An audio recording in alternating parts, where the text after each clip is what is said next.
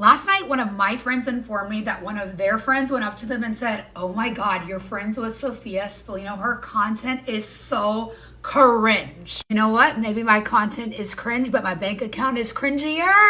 And this is so funny to me because the content that I've created has helped me build the life that I have. From the silly things that funnel down to the serious things, from creating the content that really triggers people and goes viral because people are mad about it, but ultimately it makes me more money.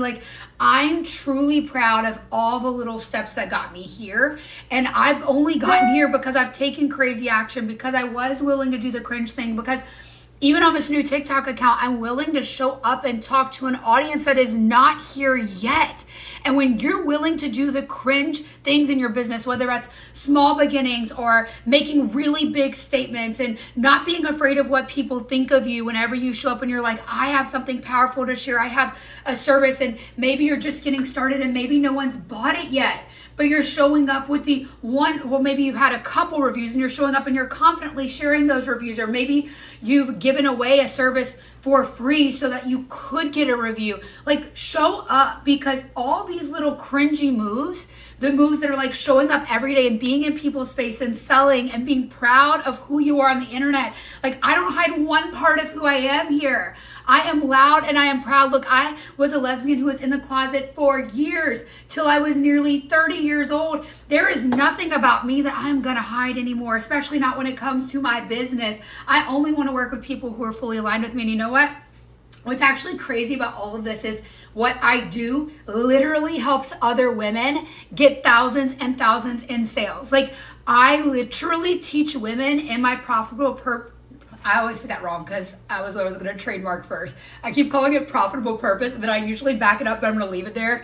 But yeah, I have a membership that is absolutely incredible where I live coach, and the women in there are making thousands and thousands of dollars every single week because they're taking actions based on my proven strategies that I share, and the momentum is banging. We're polishing offers. We're setting up systems in place for them to have automations, for them to have freebies for their audience to lean in and sign up for their email list so they can collect customer data so they can retarget them. Momentum is happening. These women's lives are forever being changed. They will never have to go get a job because their business failed. They're taking steps. They're taking steps to growing even bigger than they were able to do on their own. All these women coming in or in different places, they might have been making $20,000 a month already. They might have been making less than $5,000 a month already. And they're blowing the fuck up because they're taking action. I'm teaching how to grow your business. I'm teaching other women how to build something incredible, generational wealth for themselves and their families. And so it's really funny to me that my friend tells me this and another woman has something to say about me being successful while I help other women be successful. And I'm like, sister, okay, first of all, you're bitter. There's gotta be something in you that's I want that too. I would want $50,000 a month in my bank account. So I get it. I totally get it. But here's the thing, I'm happy to help you.